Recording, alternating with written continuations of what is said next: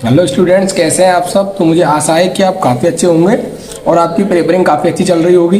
तो आज का हमारा टॉपिक होने वाला है ट्रायल बैलेंस, जिसको हिंदी में हम तलपट बोलते हैं। तलपट तलपट बनाने के लिए 4 विधियां होती हैं। First method, second method, third method और फोर्थ मेथड। 4 विधियों के बारे में जानेंगे और जो विधि मोस्टली यूज की जाती है उसके हम 1-2 क्वेश्चन करके देखेंगे। ठीक है, चलिए देखिए। तलपट बनाने के लिए 4 विधियों का इस्तेमाल किया जाता है। नंबर 1 टोटल मेथड, इसको हम योग विधि बोलते हैं। नंबर 2 बैलेंस मेथड, जिसको हम शेष विधि बोलते हैं और मोस्टली हम इसी का इस्तेमाल करते हैं। ठीक है। थर्ड जो मेथड होता है उसको हम बोलते हैं टोटल एंड बैलेंस मेथड, मतलब कि योग विधि और शेष विधि से मिलकर हम क्या बनाते हैं, वे तलपट बनाते हैं, मतलब ट्रायल बैलेंस बनाते हैं।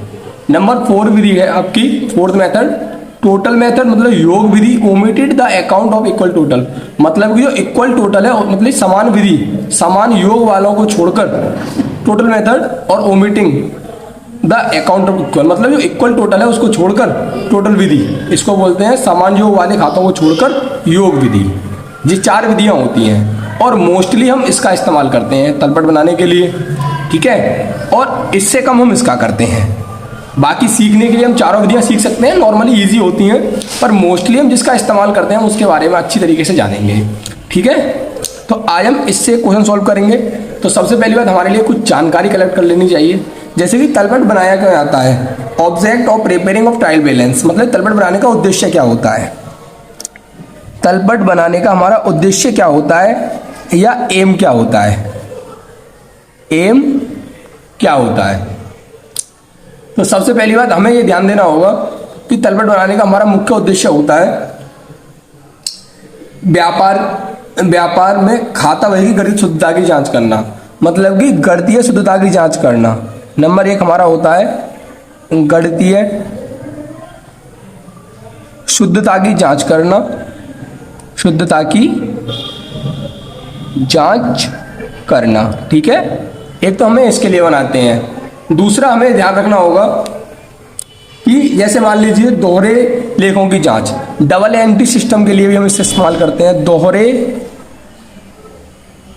लेखों की जांच, दोहरे लेखों की जांच। ठीक है, इसके लिए भी हम इसका इस्तेमाल करते हैं। इसके अलावा हम खाता बही का सारांश के लिए भी हम इसका इस्तेमाल करते हैं। खाता बही के शीर्षकों का ज्ञान करने के लिए भी हम इसका इस्तेमाल करते हैं। इसके अलावा हम अंतिम खातों में सहायक होते हैं। ये अंतिम खाते बनाने के लिए सहायक होते हैं। ये अंतिम खाते बनाने के लिए सहायक होते हैं। क्या होते हैं, ये हेल्पफुल होते हैं, काफ़ी ज़्यादा सहायक इसके लिए। इसके अलावा तुलनात्मक अध्ययन, जो हमारा बैलेंस नॉट इक्वल है उसको तुलनात्मक बनाना, तो इसके लिए हम इसका इस्तेमाल करते हैं। तो चलिए अब हम क्या करते हैं, हमने ये जान लिया कि तलपट बनाने का उद्देश्य क्या होता है, जैसे कि जांच पड़ताल का विषय, या कोई गणितीय अंकगणितीय कोई या अर्थमेटिक कोई गलती तो नहीं हो गई, दोहरे लेखों में गलती तो नहीं हो गई, या खातों में कोई गलती तो नहीं हो गई, इसके लिए हम क्या बनाते हैं, तलपट बनाते हैं। और तलपट मैंने आपके लिए बता दिया, तलपट बनाने के लिए 4 विधियों का इस्तेमाल होता है। Total method, balance method, total एवं balance method, total method omitting the account of equal balance, तो है इक्वल टोटल। इनको 4 विधियों का इस्तेमाल होता है। सबसे ज़्यादा जो हम इस्तेमाल करेंगे वो हमारा होता है, मोस्टली यूज होती है हमारी बैलेंस मेथड। तो इससे हम एक सवाल बना के देखेंगे। एक बात हमें ध्यान रखनी होगी, सभी विधियों से आंसर समान आता है। ठीक है, अच्छा, तो हम इस विधि से एक क्वेश्चन सॉल्व करके देखते हैं, क्योंकि यही सबसे ज़्यादा इस्तेमाल होती है और यही हमें पेपर में आता है बनाने के लिए। ठीक है, तो इसके बारे में हम जान लेते हैं। तो चलिए इसका एक क्वेश्चन सॉल्व करके देखते हैं। तो हमारे पास ये क्वेश्चन आ रहा है, देखिए ये हमारे पास एक क्वेश्चन आ गया। ठीक है, ये हमारे पास एक क्वेश्चन आ गया, पुटअप हो गया। आप ध्यान से देखें इसके लिए कैसे बनाते हैं। देखिए ध्यान से, सबसे पहले लिखा हुआ है prepare trial balance from the following balance, मतलब कि प्रिपेयर ट्रायल, हमें तलपट तैयार करना है जो हमारे पास बैलेंस दिए गए हैं। ठीक है, सबसे पहले हमको दिया है purchase return, purchase return, sales return, building, machine, opening stock, cash, discount, salary, capital, expenses. अब इससे हमें क्या बनाना है, तलपट बनाना है। Trial balance as on 31 March 2019। ठीक है, नेम्स ऑफ अकाउंट, खातों के नाम, डेबिट व क्रेडिट। आपको ये बात ध्यान रखनी होगी, जैसे हमने एंट्री बनाई तो जो एंट्री डेबिट होती है उसको तो हमें डेबिट करना होता है, और जो एंट्री क्रेडिट होती है उसको हमें क्रेडिट करना होता है। एग्जाम्पल के लिए हम समझ सकते हैं, आप मानिए आपने माल खरीदा तो परचेज अकाउंट डेबिट,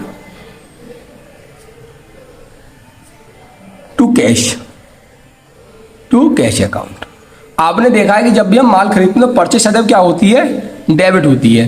तो जो चीज डेबिट होती है उसे डेबिट करना है। एग्जांपल के लिए एक एग्जांपल और लेते हैं। मान लीजिए हमने किसी को माल बेचा, तो माल बेचेंगे तो पैसा आएगा cash account debit to sales account. यहाँ पे हमें ये देखने मिल रहा है कि जैसे मान लो सेल क्रेडिट होता है तो हमें ये क्रेडिट ही करना होगा। जो चीज़ें डेबिट होती हैं उन्हें हमें डेबिट करना होता है और जो क्रेडिट होती है क्रेडिट करना होता है। एक एग्जांपल और ले लें। जैसे मान लीजिए हमने बिजनेस स्टार्ट किया तो पैसा आएगा cash account debit to capital account. ठीक है, अब कैपिटल सदैव क्रेडिट ही होता है तो उसको क्रेडिट साइड लिखा जाएगा। मतलब जो चीजें डेबिट होंगी उसे डेबिट साइड लिखना है और जो चीजें क्रेडिट होती हैं उसे क्रेडिट साइड लिखना है। ठीक है, चलिए ये हमारे पास क्वेश्चन है। सबसे पहले हमारा टॉपिक दे रखा है परचेज 16,000। अब परचेज सदैव क्या होता है, मैंने आपको बताया परचेज सदैव डेबिट होता है तो डेबिट साइड ही लिखा जाएगा। यहाँ लिख देंगे हम परचेज अकाउंट। परचेज सदैव क्या होती है, डेबिट, तो डेबिट में इसका अमाउंट लिखा जाएगा। ठीक है, नेक्स्ट हमको दिया है सेल सदैव क्या होती है, क्रेडिट, तो उसको क्रेडिट साइड लिखा जाएगा। Sales account 92,600। ठीक है, 92,600। इसके अलावा हम ध्यान देंगे यहाँ पर हमारे पास परचेज रिटर्न है। ठीक है, अब परचेज रिटर्न हम कैसे करेंगे, देखो इधर मान लो हमने किसी से हमने माल खरीदा, उस माल में कोई प्रॉब्लम आई तो उसे हम वापस करते हैं और वापस करेंगे तो हमारे पास से माल जाएगा और जाने वाली चीज़ें क्या होती हैं, क्रेडिट। तो परचेज रिटर्न सदैव क्या होती है, क्रेडिट ही होती है। परचेज रिटर्न हम इसे कहाँ पे लिखेंगे, क्रेडिट साइड 2,600। ठीक है, आगे देखिए, आगे हमको दिया है सेल्स रिटर्न। मान लो हमने किसी को माल बेचा, उसने हमको माल वापस किया तो हमारे पास माल आएगा और आने वाली चीज़ें क्या होती हैं, डेबिट। तो सेल्स रिटर्न को हम क्या करेंगे, डेबिट। यहाँ लिख देंगे सेल्स रिटर्न डेबिट। ठीक है, डेबिट साइड इसका अमाउंट लिख देंगे। आगे हम देखते हैं, आगे हमको दिया है बिल्डिंग। तो बिल्डिंग माने संपत्ति। मान लो अपने कोई संपत्ति खरीदी तो संपत्ति आती है इसलिए इसको क्या करते हैं, डेबिट। सभी संपत्तियां क्या होती है, हमेशा डेबिट। तो बिल्डिंग क्या होगी, हमेशा डेबिट।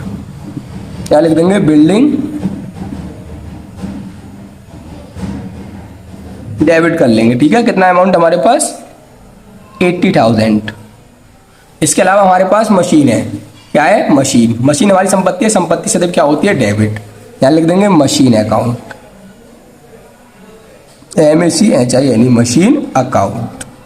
तो मशीन 17,000। आगे देखिए हमको दिया है ओपनिंग स्टॉक। तो ओपनिंग स्टॉक हमारी संपत्ति है, संपत्ति को हम क्या करते हैं, डेबिट। यहाँ पे लिख देंगे ओपनिंग स्टॉक। ठीक है, आगे हमको दिया है कैश। कैश सदैव क्या होता है, डेबिट। संपत्ति है मतलब डेबिट हो, संपत्ति सभी डेबिट होती हैं। 1,800। ये लिख देंगे कैश, CASH, कैश। कितना हमारे पास, 1,800। ठीक है, आगे हम देखते हैं, आगे हमारे पास है डिस्काउंट। तो डिस्काउंट देखिए इधर ध्यान से। अब डिस्काउंट हमें पता नहीं है कौन सा है। मान लीजिए ये डिस्काउंट हमारा रिसीव है। क्या है डिस्काउंट हमारा, ये रिसीव्ड। अगर डिस्काउंट रिसीव है तो हमारी इनकम है। इनकम सदैव क्या होती है, आप जानते होंगे, रूल्स पढ़े होंगे आपने। तो इनकम सदैव क्या होती है, डेबिट। तो इनकम सदैव क्या होती है, क्रेडिट। तो डिस्काउंट को हम सदैव क्या करेंगे, यहाँ पर क्रेडिट। यहाँ लिख देंगे डिस्काउंट रिसीव्ड अकाउंट। कितना डिस्काउंट मिला हमारे लिए, 2,800। तो हमारी एक क्रेडिट कर देंगे 2,800। ठीक है, आगे देखें, आगे हमको दिया है सैलरी। सैलरी खर्चा है हमारे लिए 25,600 रुपये का। तो यहाँ लिख देंगे सैलरी, SALARY। सैलरी कितना है हमारे पास, 25,600 रुपये। ठीक है, आगे हमको दिया है कैपिटल। हमारी कैपिटल सदैव क्या होती है, क्रेडिट। आपने देखा होगा एंट्री बना के, cash account debit to capital. तो कैपिटल सदैव क्या होती है, क्रेडिट। तो उसको हम कहाँ पे लिखेंगे, क्रेडिट साइड। ठीक है, तो कैपिटल लिख देंगे 1,25,600। कैपिटल लिख देंगे 1,25,600।